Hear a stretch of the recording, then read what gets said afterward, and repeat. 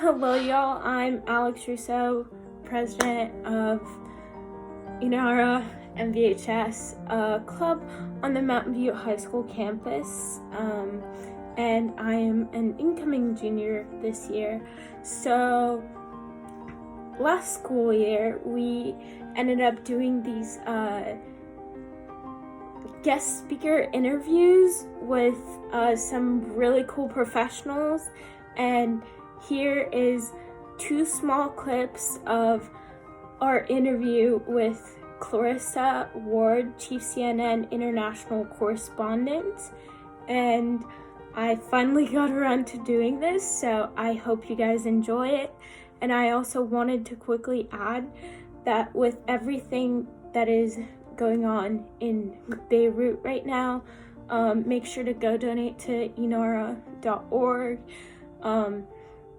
the Lebanese Red Cross, etc., and just be an international supporter for Beirut. By the way, Clarissa just is pre-releasing her new book On All Fronts, which is available to pre-order right now for $28. So make sure to go check this out, and I hope you enjoy these 2 clips.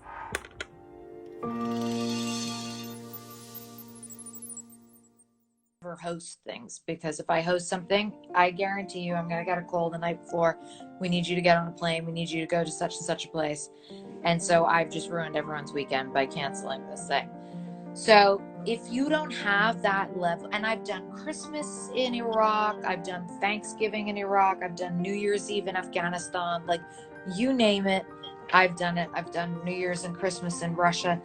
So it entails quite a lot of sacrifice from your personal life. So you really got to want it. Now, having said that, if you do really want it and you do feel that passion and that fire in your belly and that sense of calling, then you will get there. You just have to stick with it. And it can be frustrating, and there's not like an obvious way in the door, but you will get there. You will make it. You've just got to stick with it. And you've got to understand that like nothing is going to come super easily. No one's going to like put things in your lap with a nice little bow. You're going to have to work hard. I worked on the overnight assignment desk at Fox in New York for a year. I did, would do these 6-week stints in Baghdad where we could barely leave the compound. Like, so there is a huge amount of sacrifice, but like, wow, it's the best job in the world. It really is, I think. I'm biased, obviously.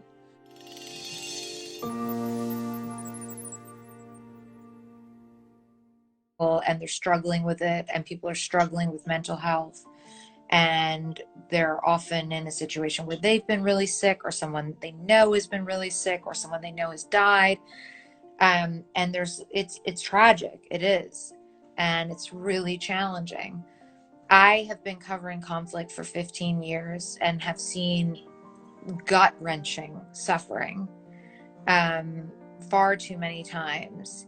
So I think that it just makes things like, for me, lockdown, it's not fun, but I did lockdown in Baghdad for the better part of 2.5, 3 years, right? So I'm just more used to it. I'm used to being in situations that are really, really crappy, basically. Now, the difference is that this is truly like a global pandemic. And so it's, when I was in Baghdad, it's like, okay, there was somewhere I could go to, right? At the end of the 6 weeks there, I would go to Beirut, where I was living at the time, and I could have sushi and like go to the beach and feel normal again. Whereas I think what's scary for everyone right now is like, when and where would the new normal be? We just don't know yet.